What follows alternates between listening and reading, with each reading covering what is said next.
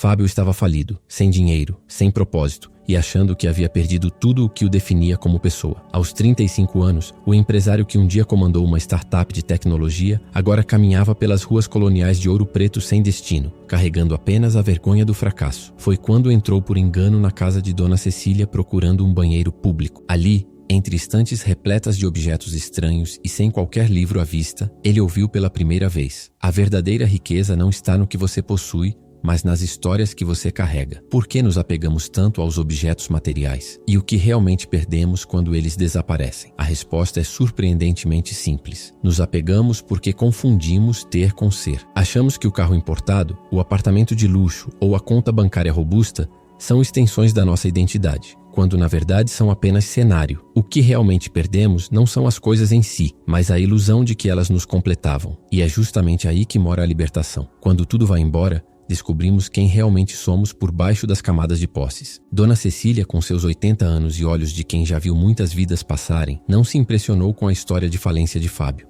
Ela já havia visto dezenas como ele, pessoas que chegavam quebradas por fora, mas na verdade estavam quebradas por dentro havia muito tempo. Sua biblioteca era diferente. Nas prateleiras de madeira centenária, organizados com o mesmo cuidado de uma bibliotecária que dedicou a vida aos livros, estavam objetos que contavam histórias muito mais profundas que qualquer romance. Uma bússola de bronze enferrujada que pertenceu a um garimpeiro que nunca encontrou ouro, mas descobriu o amor. Um par de sapatos de dança vermelhos, gastos na sola, que carregavam os sonhos interrompidos de uma bailarina que escolheu ser mãe. Uma gaita enferrujada que consolou um viúvo durante 30 anos de solidão. Cada objeto ali era um portal para a experiência humana. Um testemunho de que a vida acontece não no acúmulo, mas no vivido. Cecília estendeu a Fábio um diário com capa de couro completamente em branco. Leve este emprestado por uma semana, ela disse com um sorriso enigmático, mas só pode devolver se criar ao menos uma história para colocar nele. Fábio olhou para aquelas páginas vazias e pela primeira vez em meses viu não um vazio assustador,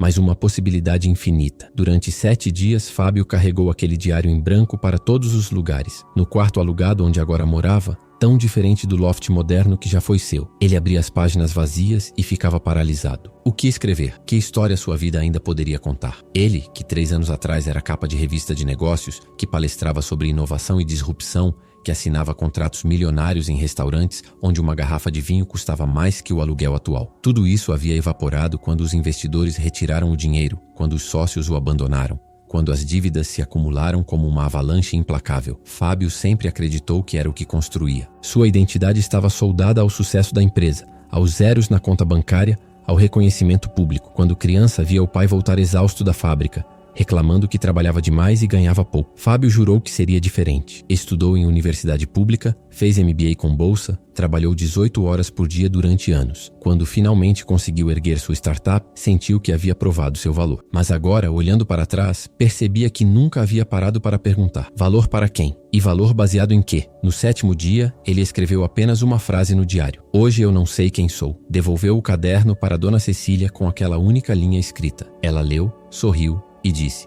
perfeito, essa é a primeira verdade que você escreve em muito tempo. Então pegou das prateleiras um pincel de cerdas macias, já gasto pelo uso. Este pertenceu a uma pintora que nunca vendeu um quadro.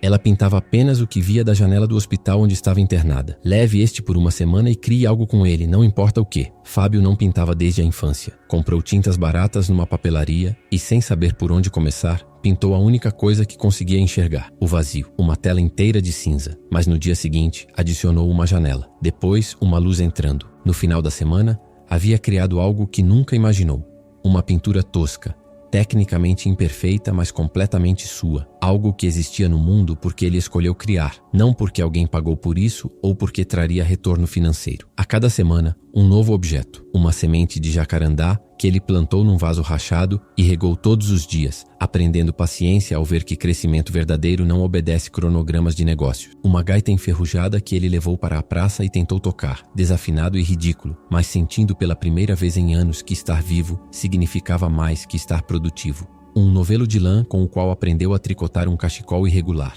Cada ponto uma pequena vitória contra a pressa que sempre o dominou. Dona Cecília nunca dava sermões, apenas observava Fábio retornar a cada semana, notando como ele começou a falar menos sobre o que perdeu e mais sobre o que estava descobrindo. Sabe o que aprendi sobre objetos em 60 anos como bibliotecária?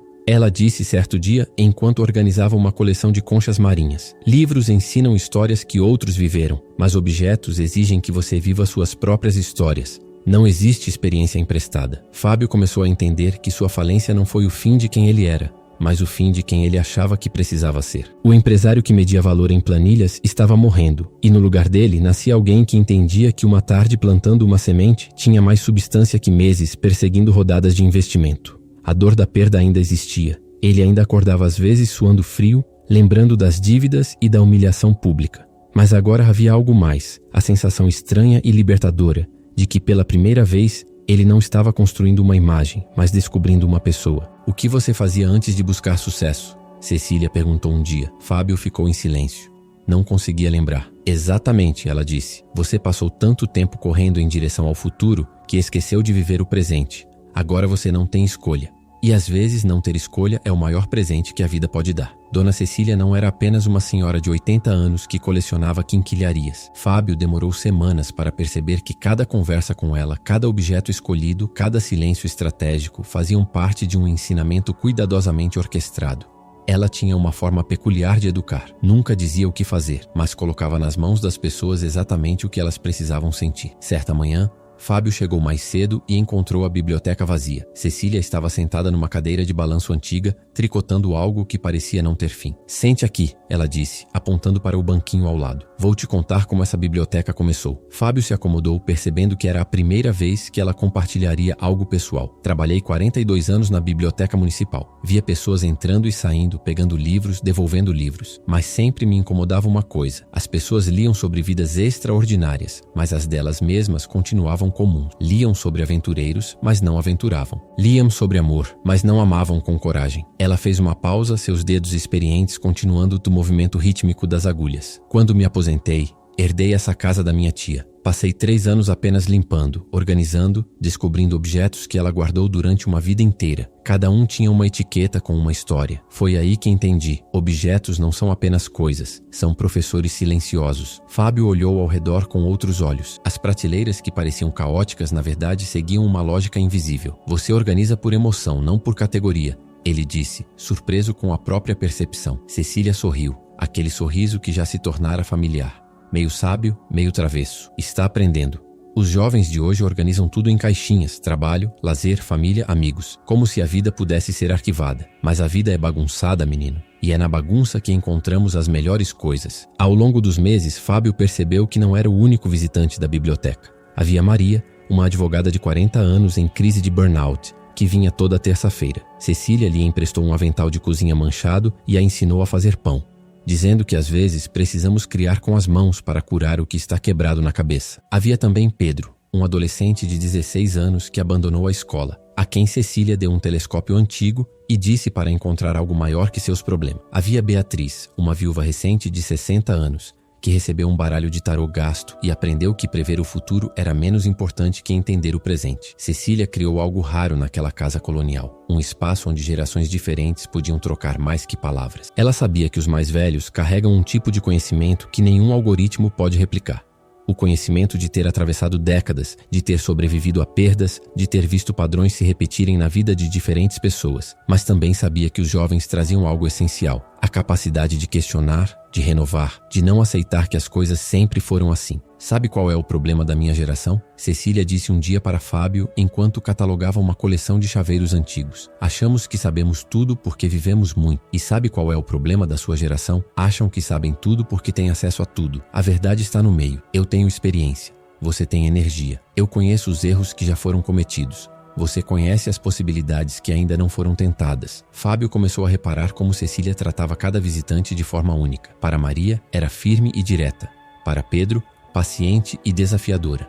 Para Beatriz, gentil e encorajadora. E para ele, Fábio, ela era provocativa e misteriosa. Como você sabe o que cada pessoa precisa? Ele perguntou certa vez. Cecília riu. Não sei. Apenas observo. As pessoas dizem muito mais com o que não falam do que com palavras. Você, por exemplo, ainda não me contou por que se sente tão culpado pela falência. A frase pegou Fábio de surpresa. Ele nunca havia mencionado culpa. Eu demiti 23 pessoas. ele disse, a voz quebrando. Gente que confiou em mim, que apostou na empresa. Eles perderam o emprego por causa das minhas decisões erradas. Cecília colocou a mão enrugada sobre a dele. E você acha que carregando essa culpa para sempre vai mudar o passado deles? Ou o seu? Ela se levantou e pegou uma pedra lisa e escura de uma prateleira. Segure isto. É uma pedra de rio. Levou milhares de anos sendo batida pela correnteza até ficar assim, lisa e bela. Você está sendo batido agora. Pode escolher quebrar ou suavizar. Naquele momento, Fábio entendeu que Cecília não era apenas uma curadora de objetos, mas uma testemunha compassiva da transformação humana. Ela havia visto tanta vida passar que não se assustava mais com crises. Via nelas o que realmente eram, oportunidades disfarçadas de catástrofes. A casa colonial onde Cecília mantinha sua biblioteca tinha algo que Fábio não conseguia nomear. Não era apenas o cheiro de madeira antiga misturado com ervas secas, nem a luz filtrada pelas janelas de vidro ondulado que fazia tudo parecer ligeiramente irreal.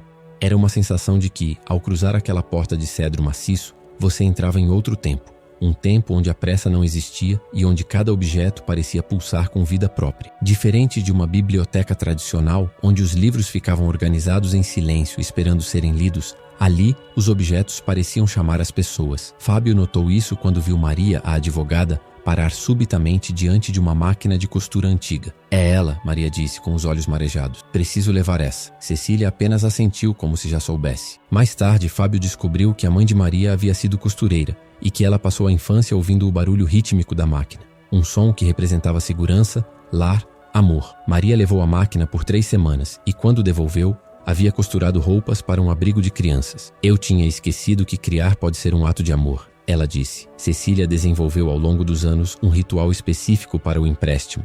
Não era simplesmente pegar o objeto e ir embora. Primeiro, ela sentava com a pessoa e contava a história completa daquele item.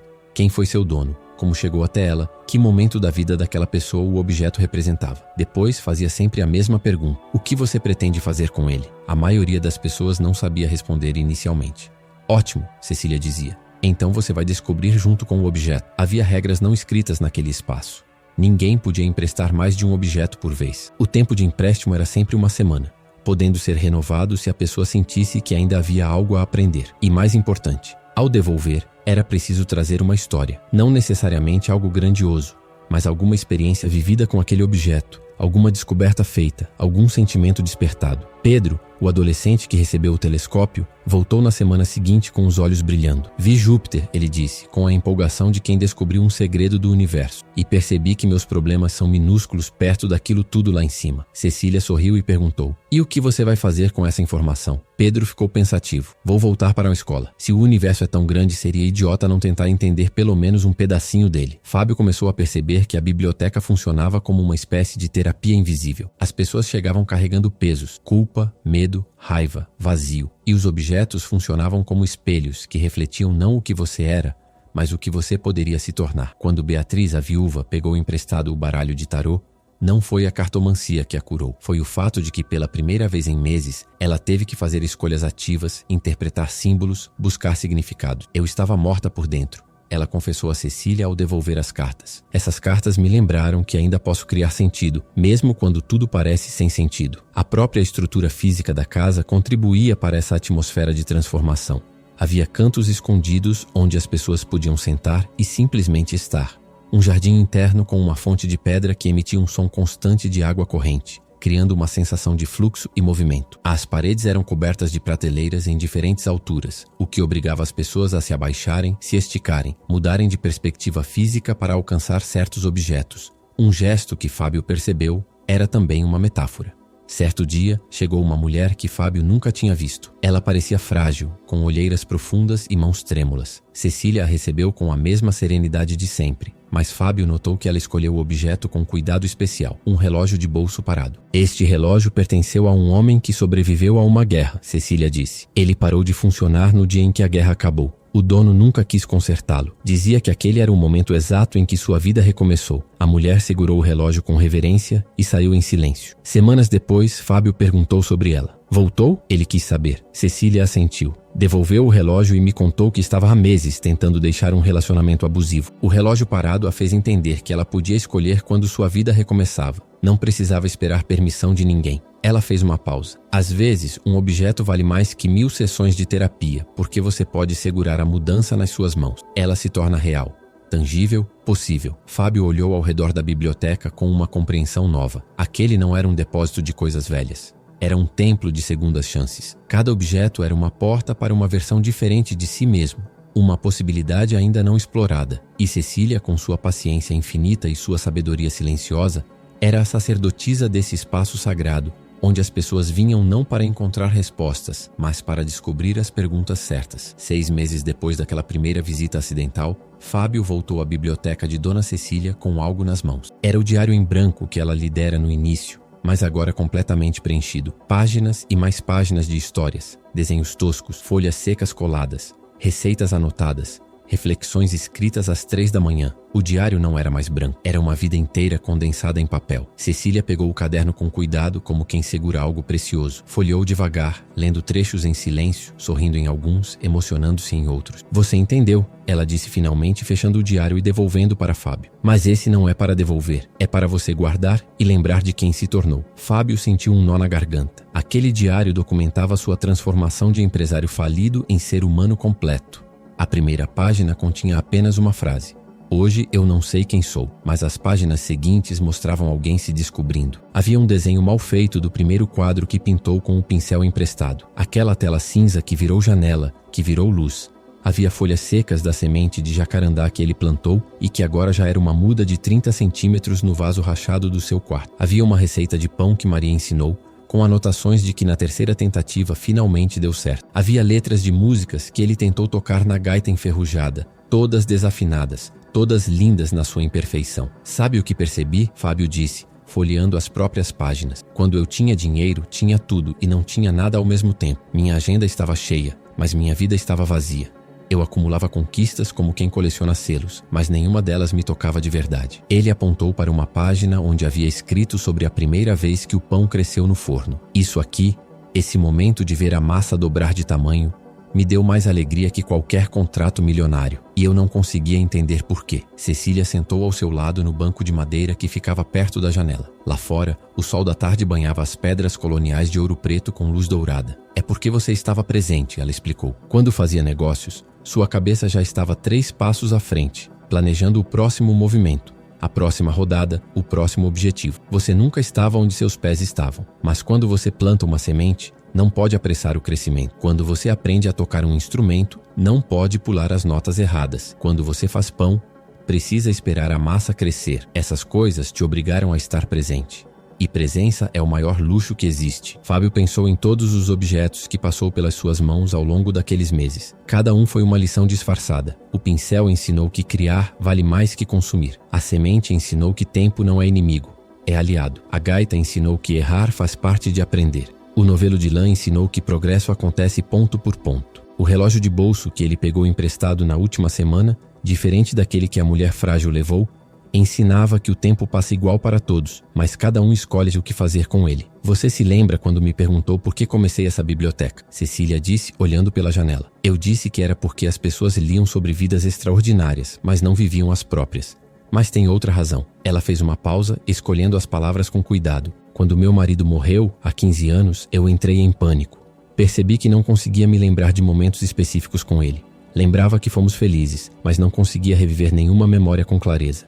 Sabe por quê? Porque vivemos no automático. Fazíamos as mesmas coisas, nos mesmos lugares, da mesma forma. Segurança virou monotonia. E quando ele se foi, descobri que não tinha construído memórias. Tinha apenas repetido dias. Ela se virou para Fábio com os olhos brilhando. Foi aí que comecei a emprestar objetos. Porque objetos te tiram do automático, te obrigam a fazer algo diferente, a criar experiências novas, a estar atento. Cada objeto emprestado é uma oportunidade de criar uma memória que você vai carregar para sempre. E no final somos apenas isso, a soma das nossas memórias. Fábio abriu o diário numa página aleatória. Era uma anotação sobre o dia em que levou a gaita para a praça e um grupo de crianças começou a dançar, mesmo com ele tocando tudo errado. Ele se lembrava perfeitamente daquele momento, o sol no rosto, o riso das crianças, a sensação de que pela primeira vez em anos ele estava contribuindo para a alegria de alguém sem esperar nada em troca. Aquilo não estava numa planilha de Excel, não gerava lucro, não impressionava investidores, mas era real, era dele. E ninguém poderia tirar. Eu vim aqui falido achando que tinha perdido tudo, Fábio disse, fechando o diário. Mas na verdade eu tinha perdido apenas coisas. O que eu realmente não tinha era uma vida de verdade. E você me ensinou a construir uma. Cecília sorriu e colocou a mão no ombro dele. Eu não ensinei nada. Apenas te dei páginas em branco e você escolheu preenchê-las. Essa é a única riqueza que importa. A coragem de viver histórias dignas de serem lembradas. Se essa história de Dona Cecília e Fábio tocou seu coração, se você também está buscando reconstruir sua vida ou encontrar riqueza além do material, inscreva-se no canal e ative o sininho. Aqui você vai encontrar mais histórias inspiradoras que mostram como transformar vazios em recomeços e como a verdadeira abundância está nas experiências que vivemos. Toda semana, uma nova narrativa para fazer você repensar o que realmente importa. Não perca a próxima. Sua jornada de transformação pode começar com a história certa.